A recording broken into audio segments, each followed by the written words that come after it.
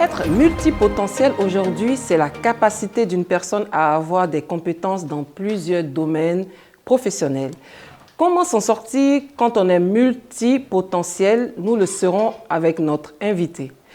Je vous souhaite la bienvenue. Bonjour. Bonjour tout le monde. Bonjour à ceux qui nous regardent. Pour avoir un exemple de ce que c'est qu'un multipotentiel, on écoute le portrait du chevalier Saint-Georges avec Yoni. Mesdames, Messieurs, bonjour. Donc on est le 25 décembre 1793. Un jeune homme métis vient de naître en Guadeloupe. Il s'appelle Joseph Bolonne de Saint-Georges, plus tard connu sous le nom de chevalier de Saint-Georges. Pourquoi il était connu? Parce qu'il est enfant d'une femme déportée en Guadeloupe et d'un Français. Arrivé en France à 10 ans, il a été éduqué à l'escrime, aux arts, à la littérature. Donc quelqu'un qui avait beaucoup de connaissances, beaucoup de choses dans son âme et dans son cœur. Mais il était un virtuose du violon, un virtuose de l'escrime et un virtuose de l'écriture. C'est pour ça que la reine Marie-Antoinette voulut faire de lui le directeur de l'Opéra Royal de Paris. Mais on était en France avant la Révolution, avoir un métis chef de l'opéra, bizarre, un peu étrange. Mais on oublie de dire que cet homme avait rendu jaloux Mozart. Tout le monde connaît Mozart, on connaît ce grand virtuose de la musique européenne, mais on oublie de dire que Mozart le regardait avec beaucoup de jalousie. Au-delà de ça, c'était un sportif, un champion. Il jouait de l'escrime comme ça, plus fort que Zorro. Et pendant la Révolution, il avait sa propre légion, appelée la Légion de Saint-Georges, qui s'est battue pour la République et la fin de la monarchie. Et fait marquant que cette Légion de Saint-Georges était la première légion à fête d'afrodescendants en France. Il a eu d'ailleurs, parmi ses équipes, l'ancêtre d'Alexandre Dumas, le général Dumas. Donc voici un multipotentiel oublié de l'histoire française qui est le chevalier de Saint-Georges. Maintenant que vous avez écouté le portrait de Yoni, vous saurez quand je vous présenterai notre invitée qui elle aussi est multipotentielle. Alors écoutez bien, elle est designer, actrice, productrice, éditrice, créatrice, organisatrice. Oh attends, la liste est tellement longue, elle-même elle va se présenter. Bonjour, qui es-tu Paulette? Qui es-tu? Dis-nous. Bonjour, merci beaucoup Afro People de m'avoir invité pour vraiment me parler de moi et je suis vraiment flattée. Je suis personne, je suis juste moi, Paulette Fouquet, c'est tout, point. Maintenant, Dieu m'a donné la chance et ma grand-mère m'a appris le talent de créatrice de mode. Et puis la nature m'a bénie pour que je puisse ouvrir mon esprit. Donc je fais tout ce que je fais. Pour moi, ce n'est pas extraordinaire, c'est juste la suite des choses. D'accord. Et comment tu fais pour t'en sortir? Déjà, c'est vrai, ce n'est pas facile. Hein. Mais c'est par amour de ce que je fais. C'est par amour, pour aimer tout ce que je fais. Chaque étape de ce que je fais, c'est un plaisir. Je m'amuse en fait. C'est ma destinée, comme je le dis. C'est comme ça. Si je ne fais pas ça, si je ne fais pas tout ça, je ne suis pas heureuse. Tu feras autre chose. Donc, je suis heureuse en faisant tout ça. Donc, comme je disais, je suis créatrice de mode. Je suis spécialisée dans la lingerie nuptiale. Et à côté de ça, j'ai créé la musique parce que j'avais envie de créer un album pour accompagner mes défilés de mode. Parce qu'au départ, j'ai créé, je faisais des défilés comme ça, j'utilisais les chansons des autres. Et que du jour au lendemain, YouTube bloquait mes vidéos parce que j'utilisais des chansons que je ne connaissais pas. Et donc, l'idée m'est arrivée donc, de créer mes propres chansons. Donc, j'ai un album de musique en ligne, justement pour accompagner mes... je n'étais pas chanteuse avant. Et je le suis devenue. J'ai découvert des talents de chanteuse. D'accord. Et donc, après ça, je suis donc devenue actrice parce que j'ai fréquenté le monde hollywoodien. En 2017, j'ai reçu un award pour justement mes créations. J'ai fait un défilé à Los Angeles, Beverly Hills et puis Malibu. J'ai été repérée par un organisme à Hollywood qui décerne des awards. Donc, on m'a invitée, on m'a envoyé un billet pour aller donc assister à cet événement qui donne des awards à des grands de Hollywood, des grands producteurs, des grands... Voilà. Et je me suis retrouvée dedans. Et donc, on m'a donné ce trophée. J'aurais dû vous le ramener, il est grand comme ça. Bah oui. J'aurais dû l'amener, c'est vrai, ça c'est sûr. C'est dommage. Comme ça, on aurait la preuve palpable devant nous. Oui, un jour. C'est dommage. Mais j'en ai 5 déjà, depuis ce temps-là, j'ai eu 5. D'accord. 5 awards. Donc, par rapport à donc ça, j'ai côtoyé des producteurs de films qui m'ont donc demandé d'écrire ma biographie. Et dessus, il y a donc un film qui se joue sur ma vie. Et donc, j'ai été obligée d'être actrice moi-même, vu qu'il y a des rôles où je dois jouer moi-même. Voilà comment j'ai donc appris à faire l'actrice et je le joue bien. Je ne savais pas, je me suis découvert encore d'autres talents.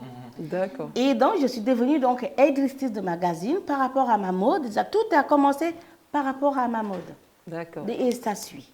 J'ai besoin de mettre... J'ai fait des défilés, pas mal de défilés ici en France, partout. J'avais du mal à aller dans un magazine. Parfois, on me demandait une demi-page à 500 €. J'étais vraiment la dernière. Et puis, l'idée m'est arrivée parce que justement, suite à mon voyage aux États-Unis, à mon séjour, j'ai un pied à terre là-bas, j'ai donc rencontré les éditeurs de magazines qui m'ont donné une formation en ligne pendant le Covid. Pendant le Covid, quand j'étais à Los Angeles, j'avais déjà créé un magazine qui s'appelle Hollywood Star in Paris. Je l'ai créé quand j'étais là-bas. Et quand je suis arrivée, j'ai eu l'idée donc de créer d'autres. Alors, ils m'ont formée en ligne. Comment devenir éditrice. Tout ce que je fais, je l'ai appris sur le tas.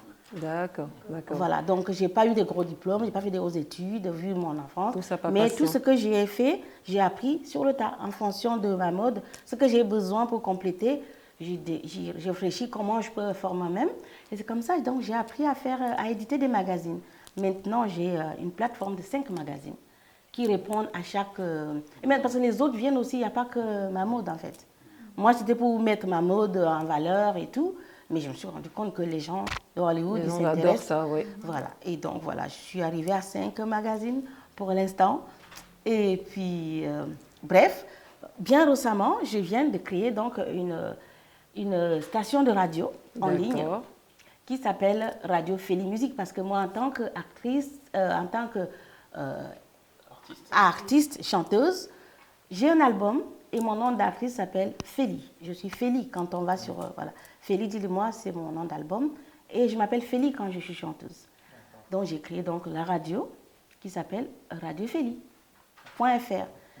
Et donc, cette radio, il a fallu donc que je trouve un concept. Parce que je ne veux pas tout le temps aller dans des studios pour faire comme tout le monde. Parce que je suis j'ai toujours envie de créer quelque chose pour que ce soit un peu différent des autres.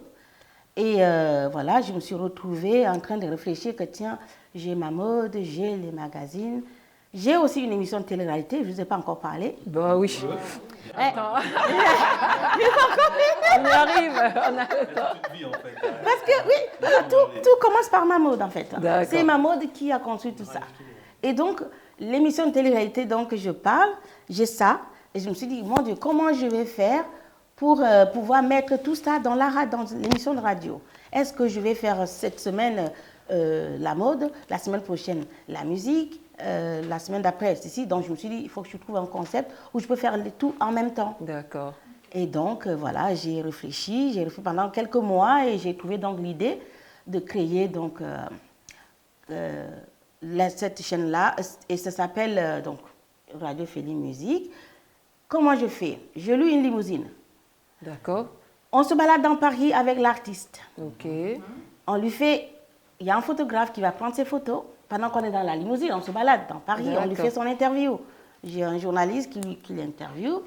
Et puis je suis à côté parce que bon, bah voilà, ok. Et le photographe, il prend des photos pendant qu'on l'interviewe. Le journaliste l'interviewe, le photographe prend les photos. Le vidéaste, il prend la vidéo. Et puis, bon, comme ça fait donc 3 concepts en un. C'est-à-dire la vidéo qu'on est en train de prendre, elle va aller dans la télé-réalité. Ok, d'accord. Dans la chaîne de télé-réalité qu'on est en train de créer. Et puis, les photos vont aller dans le magazine. Et le son que la radio, elle enregistre, il va dans le cloud. Ah, mais waouh. On n'avait pas pensé. Hein. Moi-même, j'ai Très jamais bonne idée. pensé, mais je dis, j'ai trouvé. Et j'ai trouvé.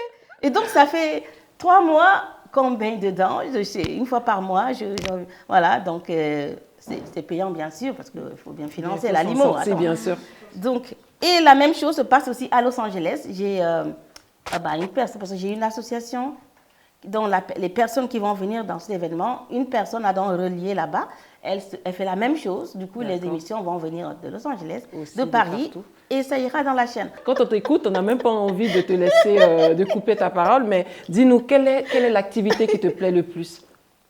L'activité qui me plaît le plus, c'est celle qui m'a permis d'être là où je suis. La mode, ma création. Ouais, ma création. Et c'est toujours un plaisir quand je m'enferme pour créer mes lingeries. Je vais vous montrer les photos tout à l'heure. Bien sûr. Parce qu'en fait, quand mes parents se sont séparés, je suis restée avec ma grand-mère et mes sœurs. Et j'étais la plus vieille de celles qui sont restées. Quand je dis vieille, j'avais 9 ans. Plus âgée, ouais. Bon, bref, on connaissait comment ça se passe chez nous. Et donc, ma grand-mère, elle faisait des coutures. Quand elle coud nos vêtements, nos tenues pour aller à l'école, elle me dit, viens, viens, viens, viens. C'est moi qui tenais le tissu pour couper, c'est moi qui mettais l'aiguille, le fil dans l'aiguille parce qu'elle ne voyait pas. Et c'est comme ça qu'elle m'a filé la passion. Et avant, moi j'étais là en France, je faisais mes petits boulots, j'allais partout, en Angleterre, partout. Dès l'instant où j'ai décidé de mettre ce qu'elle m'a appris en pratique, c'est parti. Vous voyez où je suis maintenant? Ben oui. Je dis, mais j'ai fait tout ça, mais j'aurais dû faire ça avant. Pourquoi j'ai pas pensé? C'est vrai, nos grand-mères là, attention, hein. Oui. Attention aux Elle grand-mères. nous donne des petites astuces, il va falloir. Et puis quand elle s'en va, elle sait qu'elle a planté quelque chose. Hein. Parle-nous de ton association, Multiface. Alors voilà, donc Multiface, justement, ça s'appelle Multiface France. J'ai créé Multiface, cette association, pour pouvoir soutenir les personnes, les talents, les artistes, pour que chaque talent puisse vivre de son art. Voilà. Parce qu'en fait, tout part de moi. Je veux dire, quand je fais la mode, quand je crée une lingerie, une nuisette par exemple, ça me prend au moins 15 jours, parce que c'est fait main, c'est posé, voilà, la dentelle, elle est vraiment celle que j'ai dessinée moi-même pour qu'on me fabrique. C'est unique. Donc je dois poser, découper, poser tout. Et quand je sors ça, je vais vendre, je dis 300 € à une personne. Je dis, tu ne prends pas 50 €. Tu vois, je vais bien te donner à 50 €, ok, parce que c'est mon plaisir. Le plaisir ne vient pas d'avoir de l'argent, mais c'est pour que je puisse vivre. Si moi, je dépense tout ce temps-là à faire une tenue comme ça et tout, tu me donnes 50 €, comment je vais faire pour acheter le matériel? Comment je vais faire pour payer mes frais? Comment je vais faire? Tu vois, donc là, c'est venu de là. Je dis, non, c'est pas. Comme je suis une femme rebelle, je dis, ok, c'est bien beau, mais je dois faire quelque chose. Je vais créer une association qui va faire des coups de gueule en disant, laissez les artistes vivre de leur talent. Parle-nous un peu de l'International Celebrity Award. International Celebrity Award, c'est un événement, un gala de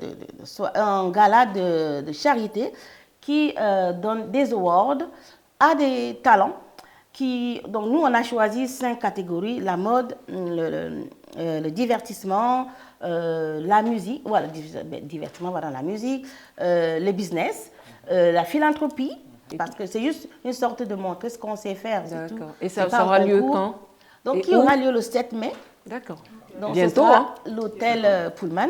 Vous êtes tous invités, hein? Bien sûr, si vous voulez. Vous qui nous regardez, vous êtes invités. Si vous voulez venir, vous venez. Si vous montrez votre carte, c'est feu vert.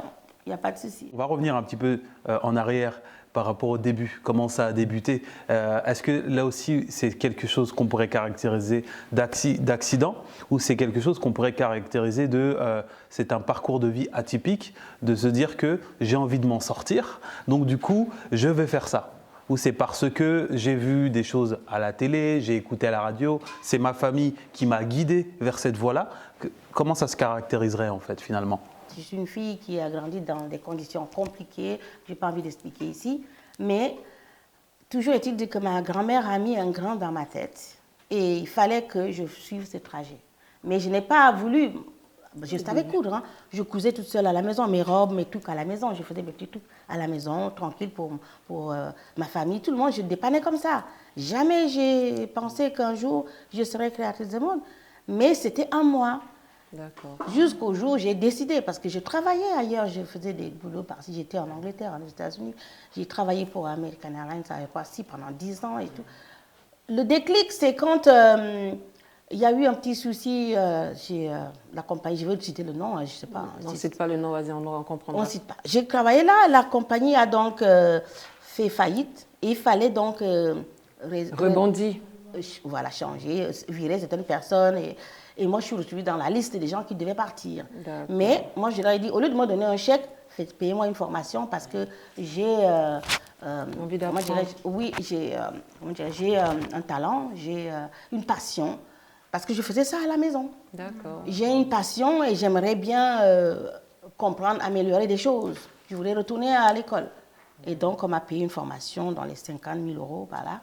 Et j'ai fait donc une école d'esthétique, D'accord. où j'ai donc Esthétique ou styliste? esthétique. Ok, Et d'accord. dans l'esthétique, c'est un package qui Un est très package grand. où il y a hein. tout ça dedans. Dans D'accord. l'esthétique, tu peux choisir. Je fais ça, voilà. Dans l'esthétique, c'est vraiment vaste. Il y a pas mal de choses. Il y a Finalement, c'était un mal pour un bien.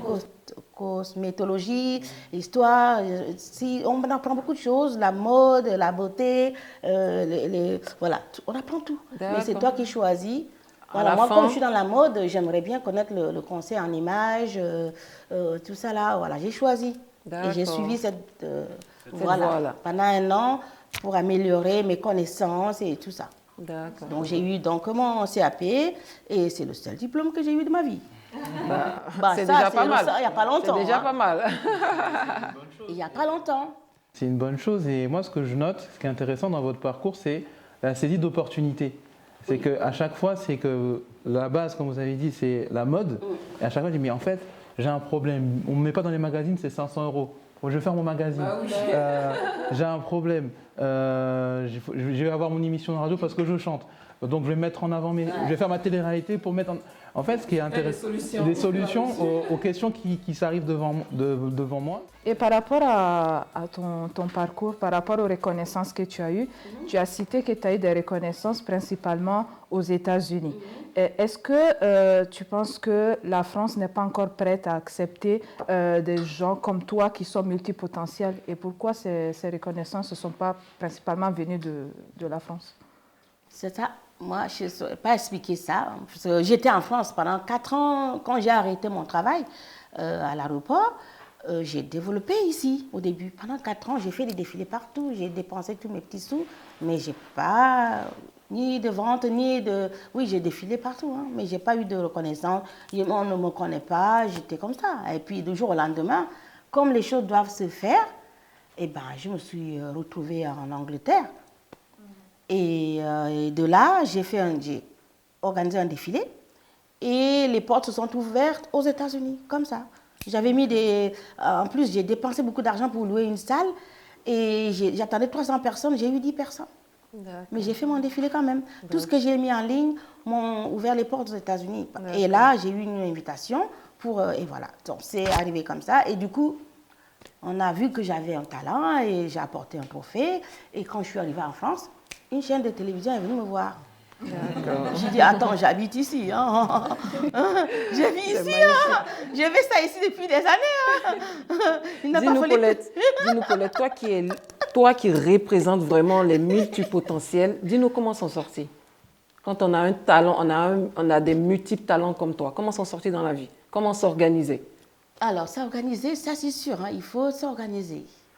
Mais il faut être carrément amoureux de ce qu'on fait déjà. La passion. On est d'accord. Ouais, faut être amoureux, il faut aimer sa passion. Parce qu'il y a trop d'embûches, trop de... Ah oui, il faut aimer. Et après, prendre un calendrier et mettre sur un tableau. Aujourd'hui, cette semaine, c'est ça, demain, c'est ça. Il faut toujours tout noter et laisser son temps pour sa famille, pour sa vie. D'accord. Parle-nous un peu de ton événement International Celebrity Award. Award. In Paris. Oui, c'est ça même, ma chérie.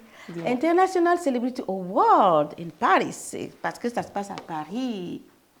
Parce que c'est des célébrités qui doivent venir dans le monde entier. C'est un gala, comme j'ai dit, un gala de charité, justement. Voilà. Il aura quoi au programme? Donc, au programme, on aura un cocktail à l'arrivée.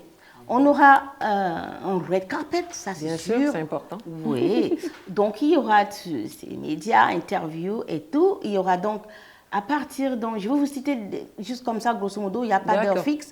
Et à un moment donné, il va y avoir donc le défilé de mode qui va commencer. Il y aura aussi un film screening parce que comme il y a des producteurs de films, il y a un producteur qui voudrait montrer Ce qu'il fait. son travail qu'il a fait et qu'on lui donnera un award aussi en fonction, comme un défilé, comme un créateur qui défile, qui montre sa création, lui montrera son teaser. Il y aura donc le film screening et il y aura des chanteurs. J'ai sélectionné quelques chanteurs qui vont accompagner les créateurs de mode s'ils veulent. Sinon, les créateurs de mode peuvent venir avec leurs chansons et les chanteurs vont chanter aussi. Et après donc tout ça, on a aussi une burlesque. Ce sera un peu plus tard, une danseuse professionnelle qui va arriver de Los Angeles. Et après, donc, tout le monde va s'asseoir. À 21h, on va lancer l'émission de la cérémonie de remise des awards. Oh là là, vraiment entrée Donc, plat dessert en fait. Bien sûr. N'oubliez pas, hein, le 7 mai, il faut s'habiller super chic. Il faut venir à Luxury Hotel. Attends, Luxury, écoute-moi bien. Hôtel Napoléon, Paris, Champs-Élysées. Oh yeah. On a évolué par rapport à C'est l'année au dernière. 40, c'est au 40 avenue de Friedland, dans le 8e. Et pour participer à cet événement, il faut appeler le 07 54 08 93 24. Et encore plus chose dernière. Je me suis habillée en rouge et doré. Voilà. Oui. C'est le thème? Bon, n'oubliez pas. Red and gold. Yes. Merci Paulette d'être venue. Tu as un dernier mot à rajouter avant que... Ben, venez nombreux, venez, c'est tout. Hein, on vous attend et puis on va s'amuser. Voilà. On va rester toujours dans le thème événementiel. Notre chroniqueuse va nous parler d'un événement qui lui tient à cœur, qui s'est déroulé en Italie toujours. Exactement. On est d'accord. En Italie, on est bien d'accord. C'est une dame originaire du Cameroun qui a l'initiative de cet événement, donc je sais que ça va faire plaisir à notre invité. Donc c'est Michelle Ngomo, elle a lancé le Black Carpet Awards. Donc le Black Carpet Awards, c'est le premier gala mettant à l'honneur les afro-descendants en Italie. Et son but, c'est de mettre à l'honneur les personnes qui ne sont pas forcément représentées dans différents domaines, que ce soit la mode, le design, l'art, la nourriture, le sport. Et le but de cet événement, c'est aussi de promouvoir la diversité et l'inclusion. Cet événement s'est passé le 24 février, donc en marge de la Fashion Week de Milan. Je tiens aussi à préciser que c'est une période assez compliquée parce qu'il y a une polémique qui tourne autour de la représentation des stylistes afro dans la mode italienne. Et lors de cet événement, il y a eu 10 lauréats, dont le grand TikToker Kaby Lame. Voilà. Et c'est un bel événement, en tout cas, un bel événement qui a aussi pu avoir du soutien de la part de grandes personnalités de la mode. On a eu Anna Wintour, rédactrice en chef de Vogue, et on a eu aussi Edward Eniful, qui est rédacteur en chef de Vogue UK. Donc, comme elle a dit, la fondatrice, c'est une volonté de donner la parole à ceux qui sont sous-représentés. Et je cite, elle dit « Nous nous sentons plus à l'aise avec des personnes qui nous représentent ». Concernant le lieu de l'événement, on ne sait pas si l'année prochaine, ça sera forcément représenté, ça va se dérouler en Italie. Lieu à définir, mais il y a aussi quelque chose que la fondatrice a dit, c'est que cet événement ne concerne pas seulement les afro-descendants. Pour cette première édition, elle a voulu se consacrer aux afro-descendants, mais pour les autres éditions, elle aimerait bien mettre à l'honneur toutes les personnes qui ne sont pas forcément représentées. Donc, on reste à l'écoute, on regarde. En tout cas, c'est une bonne initiative à saluer et puis on attend la deuxième édition.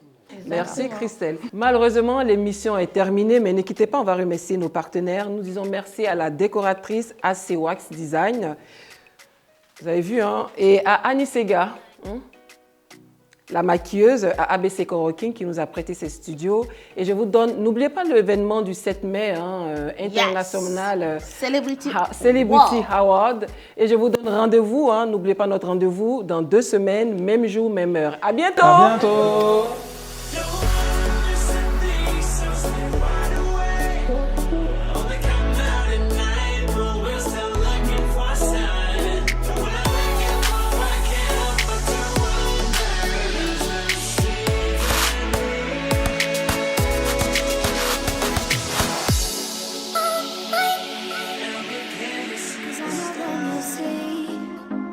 We could be true, we can be true. I want you to see what I see in us. Something so real, something so real.